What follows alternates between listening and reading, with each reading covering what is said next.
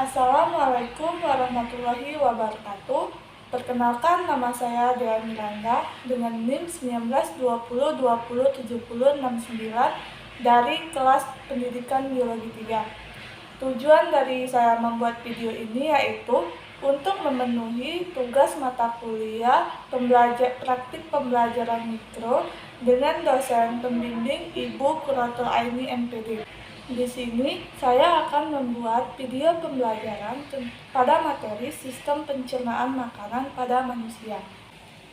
Assalamualaikum anak-anak, apa kabar? Apakah semuanya dalam keadaan baik semua? Alhamdulillah. Baiklah, untuk memulai pelajaran pada pagi hari ini, alangkah baiknya kita berdoa menurut kepercayaan masing-masing terlebih dahulu. Berdoa mulai.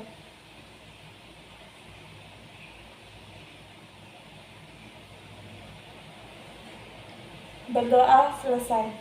Baiklah, sebelum memulai pembelajaran pada hari ini, Ibu akan mengabsen untuk mengetahui apakah ada yang tidak hadir pada hari ini. Baiklah, bila Hispanora hadir, Bu. Untuk mempersingkat waktu, Ibu akan memulai materi pada hari ini. Ada yang tahu apa materi yang akan kita bahas pada hari ini? Saya, Bu. Silakan. Materi yang akan dibahas pada hari ini adalah sistem pencernaan makanan pada manusia, Bu. Ya, betul. Kita akan membahas materi tentang sistem pencernaan makanan pada manusia. Ada yang tahu apa itu sistem pencernaan? Izin menjawab, Bu. Sistem pencernaan itu merupakan serangkaian jaringan organ yang memiliki fungsi untuk mencerna makanan. Makanan ini akan diproses secara mekanik ataupun secara kimiawi. Tepuk tangan untuk Bila karena sudah berani untuk menjawab dan jawabannya yang sangat memuaskan. Dari jawaban yang telah Bila berikan yaitu untuk memenuhi kebutuhan hidupnya, setiap makhluk hidup memerlukan makanan. Makanan yang masuk ke tubuh makhluk hidup akan diuraikan atau dipecah menjadi senyawa yang lebih sederhana agar dapat diserap tubuh. Proses tersebut dinamakan dengan pencernaan makanan. Proses pencernaan makanan melibatkan berbagai enzim pencernaan yang dihasilkan oleh alat-alat pencernaan. Ada bermacam-macam makanan yang kalian makan setiap hari. Setiap makanan mengandung zat-zat makanan yang berbeda dan memiliki fungsi yang baik untuk tubuh manusia. Di sini, Ibu akan menayangkan video animasi supaya anak-anak bisa lebih memahami materi yang kita bahas. Agar tetap hidup dan mampu melakukan aktivitas, makhluk hidup memerlukan makanan. Makanan yang masuk ke dalam tubuh makhluk hidup akan dioksidasi untuk menghasilkan energi. Jadi, fungsi makanan ini sebagai sumber energi. Tidak hanya itu, makanan juga memiliki fungsi lainnya, seperti yang tertera di dalam video ini, untuk pertumbuhan.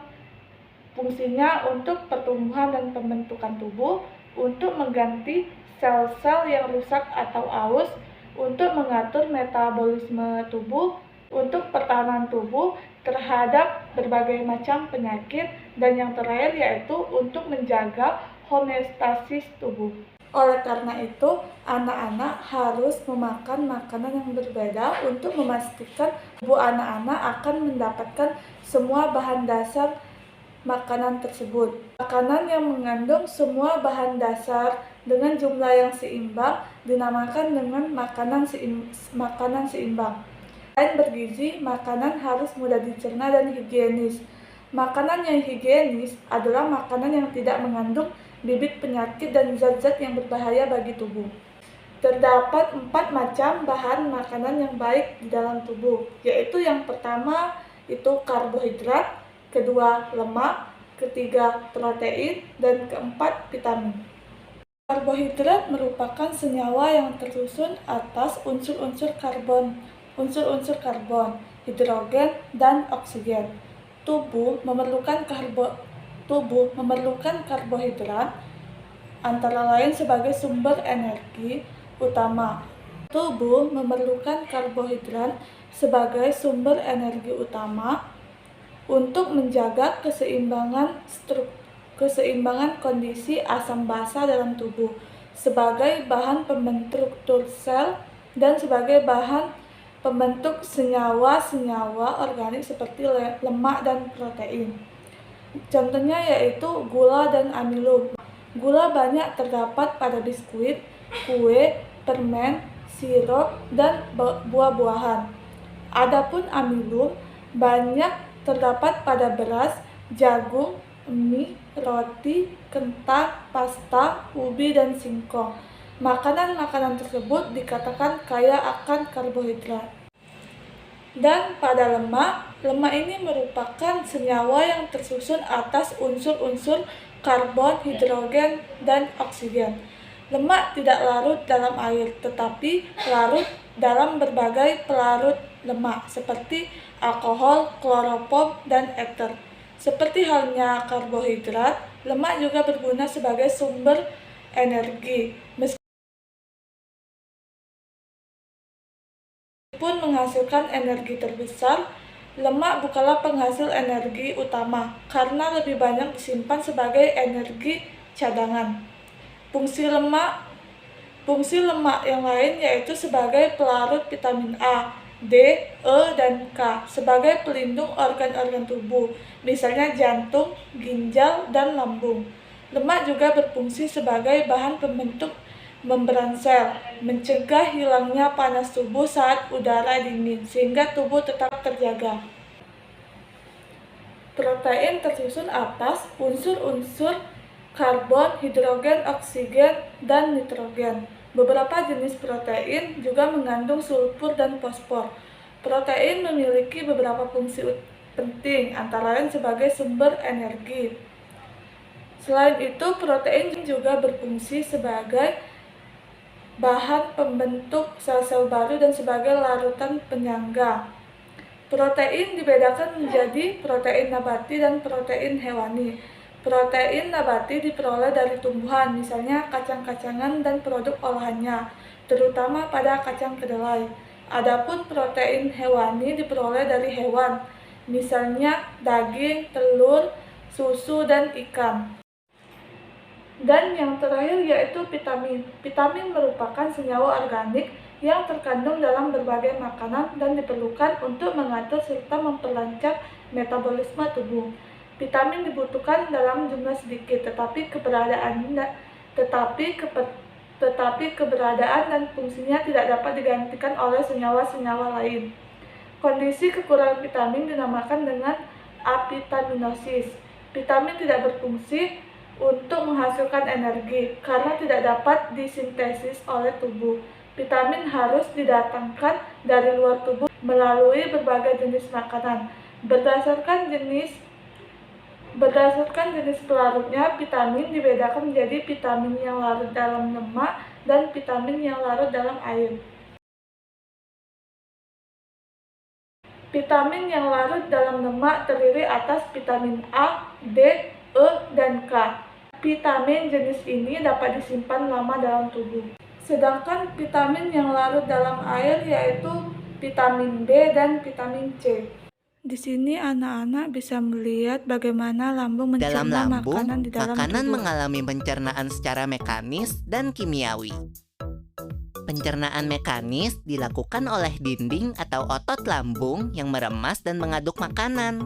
Pencernaan kimiawi dilakukan oleh getah lambung yang dihasilkan oleh kelenjar getah lambung.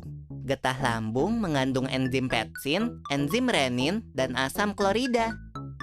Enzim pepsin berfungsi untuk memecah protein menjadi pepton. Enzim renin berfungsi untuk mengendapkan protein susu menjadi kasein. Asam klorida atau HCl berfungsi untuk mengasamkan makanan dan membunuh kuman yang masuk bersama makanan. Nah, habis ini makanan kita pergi ke toilet ya? Hihihi. Ah, kamu ini belum, Bol. Selanjutnya, makanan dicerna di usus halus dulu. Usus halus merupakan usus terpanjang dalam saluran pencernaan. karena panjangnya mencapai 6 hingga 7 meter. Di dalam usus halus terdapat cairan khusus yang membantu penyempurnaan pencernaan makanan. Oh iya, usus halus terdiri dari 3 bagian, yaitu usus 12 jari, usus kosong, dan usus penyerapan. Apa aja ya fungsinya? Usus 12 jari atau disebut juga duodenum memiliki panjang kira-kira 25 cm. Usus 12 jari mencerna makanan dengan bantuan getah pankreas dan getah empedu. Getah pankreas dihasilkan oleh kelenjar pankreas. Getah pankreas mengandung enzim-enzim berikut. Enzim amilase berfungsi mengubah zat tepung atau amilum menjadi zat gula atau glukosa. Enzim tripsin berfungsi mengubah pepton menjadi asam amino. Enzim lipase berfungsi mengubah lemak menjadi asam lemak dan gliserol. Kalau getah empedu dihasilkan oleh hati dan disimpan dalam kantong empedu. Getah empedu berfungsi untuk mencerna lemak. Selanjutnya, usus kosong atau jejunum terletak di antara usus 12 jari dan usus penyerapan. Usus kosong memiliki panjang sekitar 2,5 meter dan berfungsi untuk mencerna makanan dari usus 12 jari. Terakhir adalah usus penyerapan yang merupakan tempat penyerapan sari-sari makanan. Di seluruh permukaan dindingnya terdapat ujung-ujung pembuluh darah yang menyerap sari-sari makanan. Kemudian, sari makanan diedarkan melalui aliran darah ke seluruh bagian tubuh. Jadi makanan yang kita makan kembali lagi ke dalam tubuh kita ya? Iya, Bol. Habis itu, sisa makanan yang dicerna masih berlanjut ke usus besar. Nah, usus besar berfungsi menyerap cairan, vitamin, dan mineral dari sisa-sisa makanan yang telah diserap oleh usus halus. Pada usus besar, terdapat bakteri yang berguna untuk tubuh bernama E. coli yang berfungsi untuk membantu proses pembusukan sisa makanan. Proses pembusukan sisa makanan akan menghasilkan kotoran atau feses yang kemudian dikeluarkan melalui anus. Oh gitu. Nah, gimana dengan mules? Itu disebabkan oleh apa ya, Pipo? Organ terakhir yang bernama rektum adalah ujung muara dari usus besar yang berfungsi sebagai tempat penyimpanan feses sementara. Ketika rektum terisi penuh dengan feses, maka saraf akan mengirimkan respon kotak yang menimbulkan rasa ingin buang air besar. Anus adalah lubang di bagian bawah pantat yang berfungsi sebagai tempat keluarnya feses dari tubuh. Jadi begitu ya, seluruh proses pencernaan dalam tubuh kita. Iya, Bol. Dari video dan materi yang telah Ibu berikan, apakah anak-anak masih ada yang kurang paham dari materi hari ini? Tidak ada, Bu. Baiklah, karena jam pelajaran hari ini akan selesai, Ibu akan menutup pelajaran hari ini. Maka dari itu, marilah kita bersama-sama melapaskan lapas hamdalah. Alhamdulillahirabbil alamin. Menutup pelajaran hari ini. Wassalamualaikum warahmatullahi wabarakatuh. Waalaikumsalam warahmatullahi wabarakatuh.